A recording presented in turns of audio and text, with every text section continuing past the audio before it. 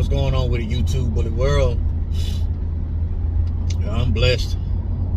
It's Sunday morning. I'm headed to church to play some drums, and man, it's just wonderful to be alive right now and well. I want to talk to you guys today about a bit of my journey and how things are seen differently, from the time I started till now. I was having a conversation with my homeboy Dion from DNR. If y'all don't know, man, me and that dude cut for each other, man, and I've known Dion for some years. I'm talking about some years, about 4 years. And we pretty much started,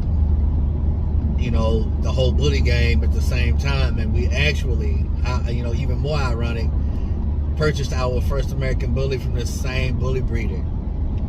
And we went through a lot of similarities within our journey.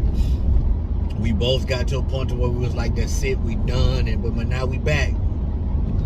But now we back by the grace of God. And I was having a conversation with him, and we were talking about breedings and putting dogs together.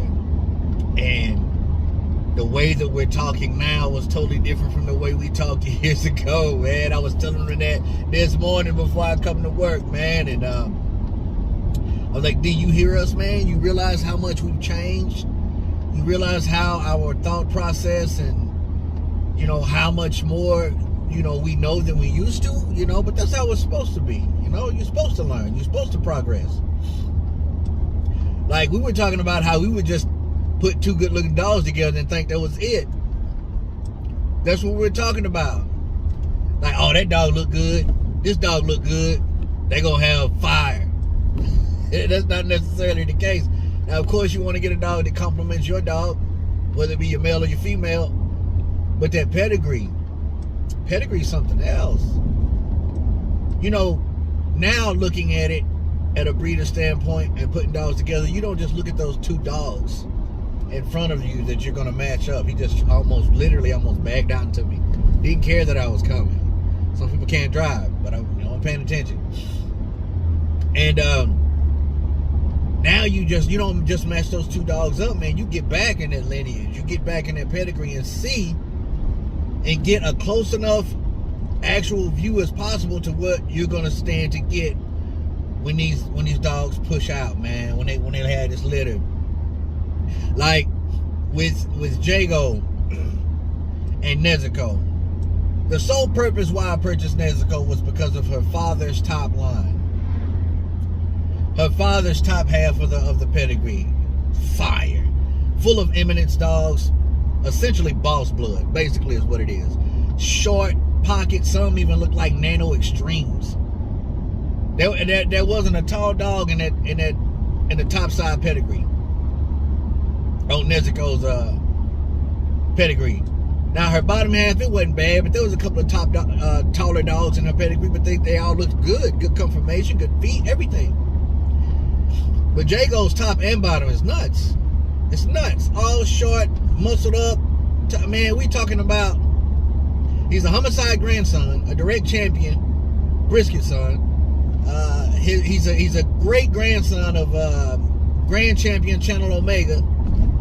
The dude got short. I'm basically taking homicide to boss blood. And not only that, I believe that they complement Jago and Nezuko complement each other very, very well. Very, very well. And not just because of how they look, but because of their pedigree. And that is so important. And back in the day, my first breeding, I ain't even gonna lie to you, I ain't gonna front, because we all had to start. We had to start and play. We had to start in spot, even though a lot of us act like we've known exactly what to do from the jump. That ain't never the case. Somebody had to, push you up on info, and you had to learn yourself. I put my first female with a male because I just thought they looked good together. And that's it. Ain't gonna lie, I ain't gonna front. And actually just so happened to pop out 3 heavy hitters in that breeding. Yeah, 3 heavy hitters in that breeding. That was just blind, ignorant luck, but that was just different. And it's all a learning process. the more you stay in it, the more you stick with it, the more you're gonna grow and you're gonna learn. But you know, you gotta take in too.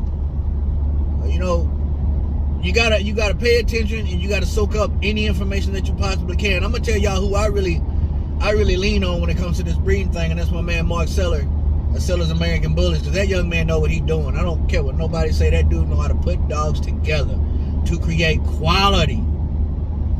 So if I listen to anybody and trust what anybody says, it's gonna be Mark. It's gonna be Mark. You know, and whatever information he pushed me off on, when I'm talking to D from DNR, I'm pushing it off on him. And the same thing, vice versa. When you find guys that you can trust, that you've known for years, keep them in your circle. Keep them in your circle. Because iron sharpens iron, baby. And you grow. Both of you, all of you will grow. You know, when you love to see your fellow breeder on a come up and ain't got no hate in you about you, love to see when that dude drop a beautiful litter. Love to see him reap what he sows. You know, reap the benefits. It's not easy taking care of these dogs. It's food, man. I got 2 dogs and they run through food like crazy. Like I'm constantly buying food, and I ain't even got my stable of dogs yet. Just wait till I get 4, 5, 6 dogs. Man, I'll be spending a lot of money. But we're gonna reap, because I'm gonna keep God first.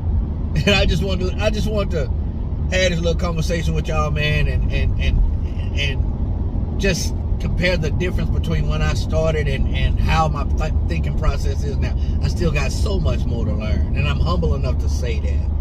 I am humble enough to say that. But we coming, again, like I said, and all you new breeders out there, there's 100, and you true to your program, and you making sacrifices, and you growing and learning, keep pushing. Like I said in my last video, you keep pushing. Don't let nobody deter you. You'll make it if you stick with it. I'm finna go play some drums, man. We're gonna go worship. God bless.